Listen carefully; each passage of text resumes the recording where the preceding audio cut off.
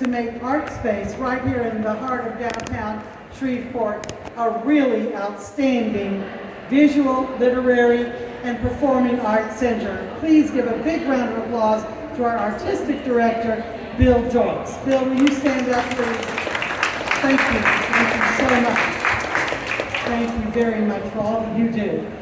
And I'm also so thrilled tonight that we do have with us the City Council representative for District B, which this is right in his home. He has done a great job of attending every art event, cultural event, gathering that he's invited to. He never says no if it happens after 3 in the afternoon and before 3 in the morning. Please meet your City Council representative, Gary Brooks. Gary, a big round of applause for you. Thank you so much. Gary is joined tonight by Ariel and Bill by his lovely wife, Hillary. Thank you so much. Appreciate you being here. Now, before we keep going, I think I lost Joe Kane. Where did Joe go? There he is right there. Joe is the president of Art Space. I'm going to put you on the spot. Do you want to come up and say a word of welcome? We didn't talk about it, but you're a very great impromptu speaker. Would you like to welcome everyone to Art Space Show?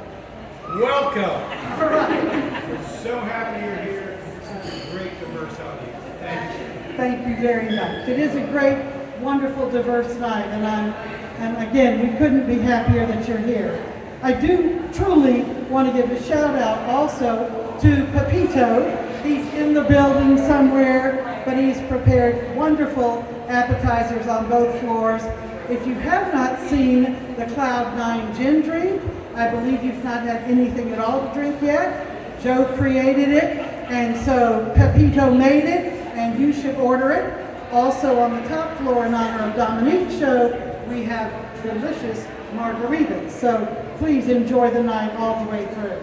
And I want to give a nice shout out, if you could, to the Arts Council staff that has put together this big exhibition for us, but yet not one of them is in the room. So, well, one is in the room, but not all is in the room. So in the room is our newest director with Art Space, our technical director, who is overseeing all of the technology of your TVs and your film tonight. We couldn't be prouder to have been able to get Austin Jennings to say yes to Art Space. Austin, stand up, please.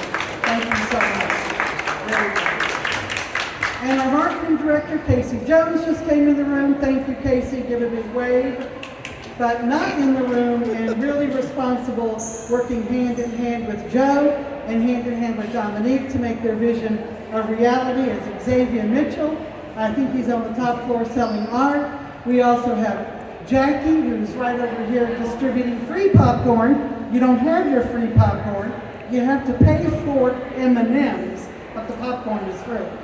And also Rachel at the front desk, Haley, our newest associate, and we just are so thrilled that you all are with us for this magical night. So, the magical night is really an incredible 10 weeks of art, artistry, film, and thought-provoking works upstairs that make me blush. So, if you've not seen the exhibition upstairs, you're not blushing. If you are blushing, you've seen the work upstairs. So, upstairs we have Dominique McLemore, and this is his first solo show, and Dominique was selected much as Joe was selected. He was selected based on one work of art, but it was not a critical mass piece. It was one work of art that several of the jurors for Art Space saw and said, let's see if this young man can have an exhibition. He created 42 works in 4 months. 42 works in 4 months. His show is Humanity, and tomorrow from noon until 2 p.m., 12 noon to 2 p.m., he is going to do his artist talk and an interactive artist demo centered around how does an artist get past the block of no creativity? How do you get past that block and move forward to make your art? Tomorrow, 12 to 2. Then, Greg Ellis, are you in the room? Where is Greg? On Wednesday night, we have an exhibition over at Art Space with Greg Ellis. Photography, portraits, absolutely sensational. Come on Wednesday night, August 16th, 5:30, and join us for that opening and artist talk. And now, of course, the featured main space artist is Joe Bluhm, who happens to be in the room. Joe, would you please stand up? Thank you very, very much. Thank you. So, again, I'm hoping, Casey, you could gather a few more before they go over to the Robinson, but I just want to say, tonight we're talking about Joe. But on Thursday night, August the 24th, 2 weeks from now, Joe will be talking about Joe. And he'll have a chance to defend himself from all of the things that Shantay is about to tell you about what she sees in his work. So she gets to do it tonight, and then he gets a rebuttal on August the 24th. So let me tell you a little bit about how it is that we're all here and what Shantay is going to do for us this evening. Thank you, Bill. So you all know there are 3 events going on tonight, and I know that everyone wants to get to see all of them, so here we go. Shantay came, she was the only critic out of 4 critics who dared to get on that airplane on March the 19th, 2020. Who knows what happened on March 19th, 2020, and why that was such a daring thing to do? Sir? Joe? Well, you know the answer, COVID. So that was when they announced everything was shutting down. The world was about to close up. And Shantay and I both were stupid enough, not to know exactly what COVID was, what all the fuss was about. She had her ticket, she had her job to do, she was on the plane. Whereas the other critics were like, I'm not getting COVID, I'm not coming. We opened Art Space that night. She gave her talk and her selection of Joe out of 120 visual art pieces. She selected his one piece, which is out in the front, burned, and she said, this is the piece that compels me most to want to see a body of his work. Well, we all understood why we couldn't do a show the next year. We opened on March 19th, and we closed on March 19th. And then things were slow, and Joe was working in a whole different direction, working to get films going, to get his animation going, and the idea of doing a fine art show seemed far away. There was a marriage, there were 2 children, there was a new house, and there was not time to be thinking about an art exhibition for Shantay to return to. But very happily, about 6 months ago, Joe and I had a conversation. I think Shantay is going to reveal the conversation. Are you going to say how we got here, or shall I? I should? Great. So we had a conversation, and I said, Joe, I want Shantay back. Whether you exhibit or not, that's superfluous. But we need Shantay back in the community. Thank you, Joe, for knowing I'm getting with you. But I did say, we really want to see what you've been doing. We want an exhibition. And he explained all of the things going on in his life and said, Pam, I don't know what to tell you. Every single day I'm making art. I'm just not making that kind of art. And I said, well, you know, the point of an exhibition is to show your art. So if this is what you're doing, this is what Shantay should be reviewing. And Shantay agreed. How exciting to have an artist who makes his full-time career from making art. That doesn't happen a lot in Shreveport, does it, Mike McSwain? It's really a luxury. And most of the time, as an architect who just had a 3-floor show here, you know that means you're making art from midnight until 2 a.m. So it's a great thing to be able to welcome Shantay to review Joe. So let me tell you a little bit about Shantay. She's written art for many publications over her short lifespan.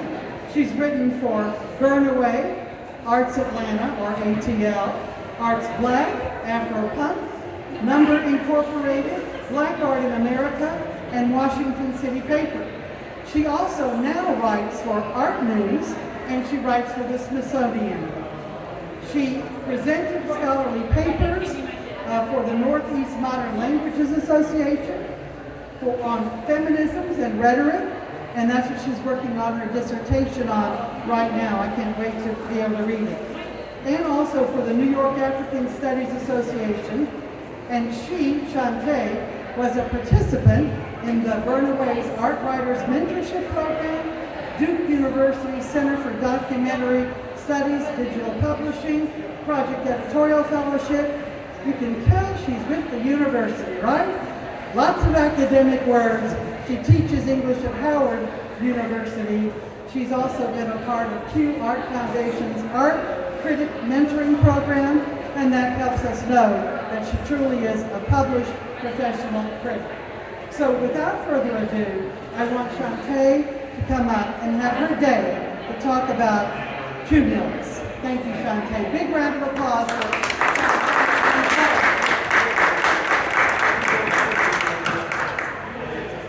Thank you, Pam. To my credit, I did not know that COVID was happening until I got to the hotel.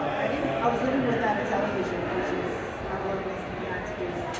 But so when I got here in 2019, I found out that we were in a pandemic, and so it was a really trying time. I was very nervous to be here, but we got through it. Even when we came here, I mean, we grew up with each other. Just 1 second. Yeah. So yeah, the pandemic happened. You know, it was a trying time for all of us, and I'm so glad that we are all here today. It's wonderful to get back here and review Joe's work. It feels good to have chosen the best work in the show and have him produce what is out there right now. It means that I chose the right person for the show, I feel. I know that when I looked at his work, I knew that he could produce a body of work that would be engaging to an audience based on that one work. And before I get into this new work that he has up, I would like to talk about Burn, which is the original work. I'm going to read what I wrote initially about his work, and then I'll get into the new work. You know, it would have been lovely for him to create fine art for this exhibition, but since he could not do that, I want to just meditate on the work that he did do briefly, and just tell you what I thought about it originally. And I read this during the time of the critical mass gate, and I just wanted to read it again for you all tonight. The artwork chosen for Best in Show has many qualities that allow it to emerge from the rest as most engaging. From formal to conceptual, Joe Bluhm's Burn is engaging on many levels. The sheer composition is so striking, it is inviting from across the room. The details beg for closer inspection when approaching it. They hold your attention and summon you to interact intimately. It is not certain whether the subject depicted is a man or a woman, which allows the painting to appeal to anyone. Though the viewer is not allowed to see the face of the subject, the atmosphere surrounding the subject allows us to get a good sense of the contemplative outlook they are experiencing. We are able to see, along with them, the miraculous object of their contemplation. The beautiful autumn sky at dusk that captivates the subject also enamels the painting's viewer. The scene itself is enchanting, and we can imagine that the subject is just as entranced by the sky as the viewers are with the painting. The formal qualities of this painting are just as appealing as the conceptual ones. The realistic depiction of the back of the subject's head, with loose hairs blowing in the wind, shows keen technique and careful rendering. The hairs on the subject's head are painstakingly painted, allowing the viewer to see individual hairs. The close attention to detail allows the viewer to feel as though they are in the scene, standing right behind the subjects as we both look at the night sky. The rich colors allude to the warmth of the season in the nighttime scene. Though the subject is still, there is movement in the painting. The leaves are blowing in the wind in the fall, as they fall from the trees on a breezy day. The light and shadows of the clouds allude to their movement in the sky, and the impressionistic painting of the trees alludes to their blowing in the wind while the subject is still, everything around them is moving. Conceptually, the artist decided to paint a scene that we all have seen before. It is the autumn sky at dusk. But the solitary scene is so well rendered that it allows the viewer to feel as though they are experiencing what is usually a fleeting scene again. The artist captures a few minutes during dusk so that we can hold on to it just a little longer. This familiar scene has a visceral quality that conjures memories of warm and beautiful autumn nights that we may have seen but are unable to hold on to. The setting sun is not present, in the painting, but the glow from it warms the mind's eye. The choices made in this artwork were all made to make us feel as if we are in the scene. The choice to omit the subject's face in the painting allows it to be of anyone, and the possibility extends to all of its viewers. Through this painting, we are able to witness the picturesque autumn dusk time sky from an ideal vantage point. The painting could be interpreted as a solitary and solemn scene, the loss of summer as the new season approaches, but the choices the artist makes to include the viewer gives us the feeling that the subject is not alone in the scene. There's a sense that the subject of the painting is witnessing the autumn sky, the autumn dusk time sky with all of us. So this is what I thought of the painting before I heard anything from Joe or knew anything about the painting.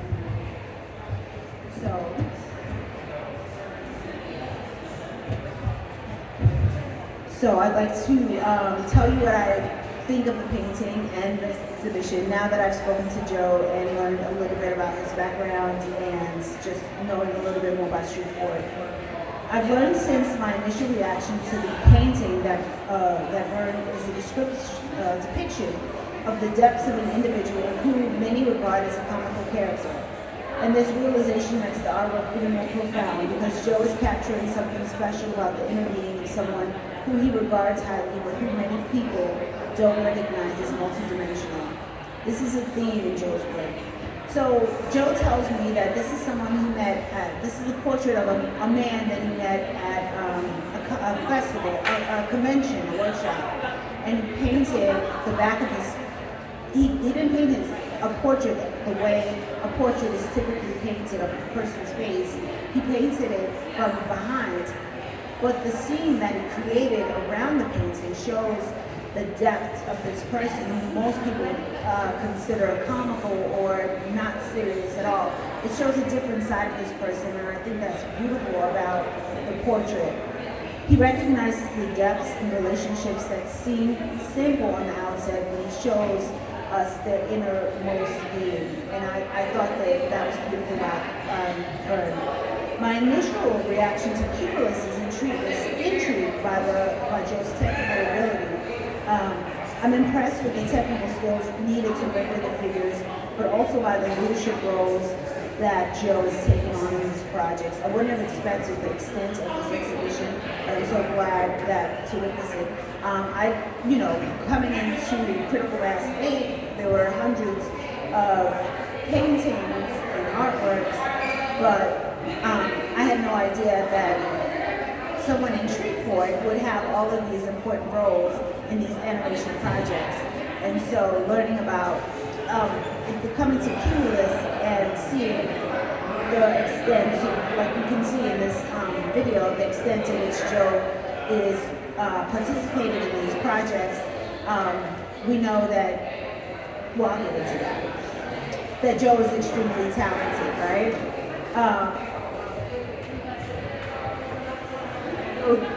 This is not the fine art exhibition that was expected. I know I chose the right artist for Critical Mass 8 because I knew that Vern, the artwork he submitted for it, had the technical skills to produce a full show that would be engaging and dynamic.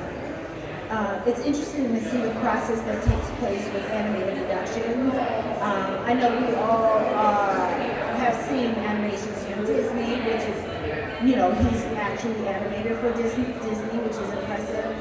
We've seen Disney movies all our lives, and we watch cartoons with our kids, or watch cartoons by ourselves. I do so. But so that they're impressive to watch, but knowing the technicality that goes into it, and just seeing from this exhibit the work that goes into it is so interesting. And this also makes me think about the Writers Guild of America, the Writers Guild of America strike that's going on now, right? So we see all of the hard work that goes into making these productions. It makes you think, why aren't they getting compensated for their work? We need to they need to be compensated for their work, and these animations could not possibly be done by artificial intelligence. These are artworks that must come from the human imagination. And even artificial intelligence, it relies on human imagination. You have to have something to be the template for what you want to produce. So like this show is really showing us what those writers and producers and actors are fighting for in the fields of media production. And this is so timely because that's going on, right now. And we see, like I can't imagine, this taking a day. It's not a day's work to produce all of this, this animation. It takes time, effort, discipline, and a lot of education. So,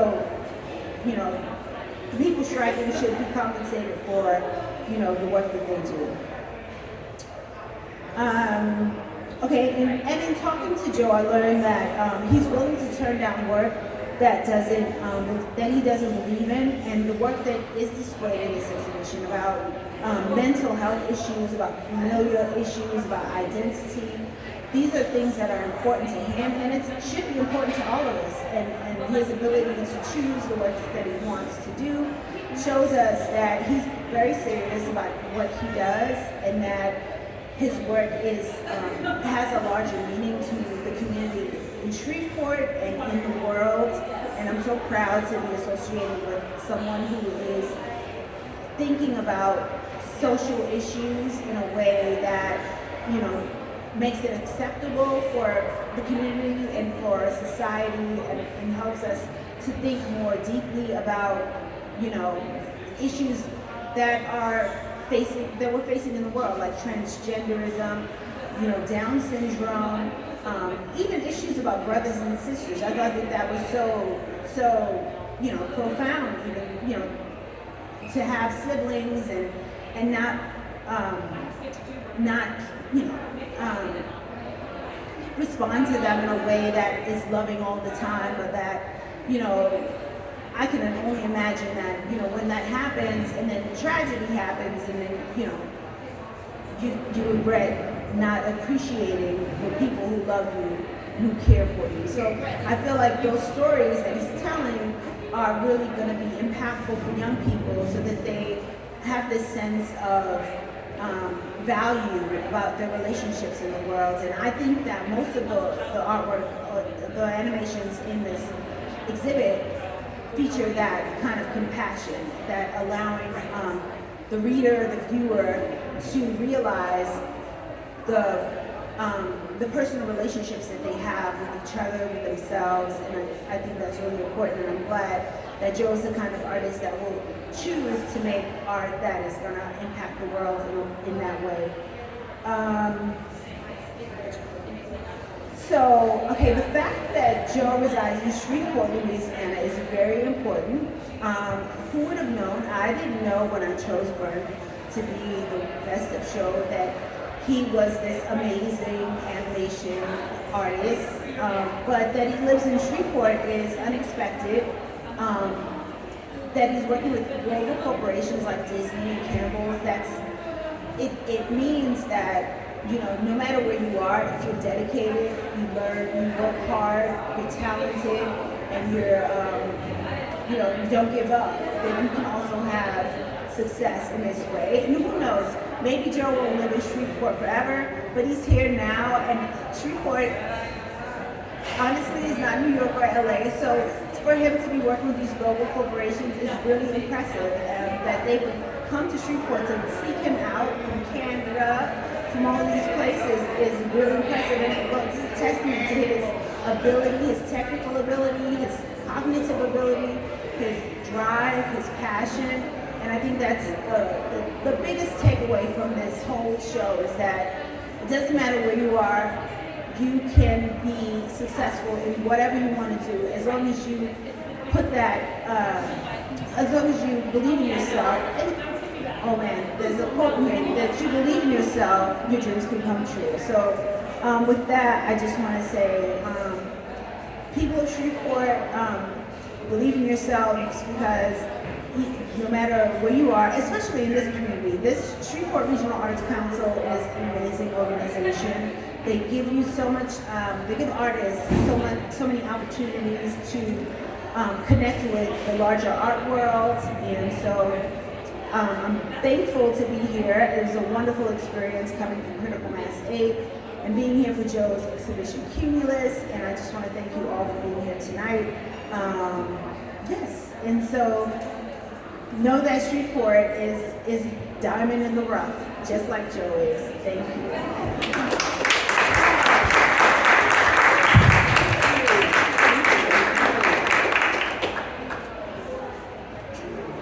Well, are there any questions for Shantay? Anything you wonder about? A little hard with the ambient noise, the videos going on, but you don't have any questions? Then I just want to say once again, thank you. Big round of applause first for Joe.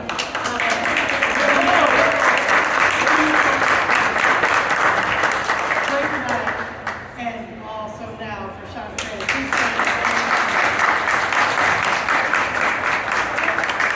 And I think there might be nothing better than to turn the sound on the screen now, and you're here, there's popcorn, enjoy the movie.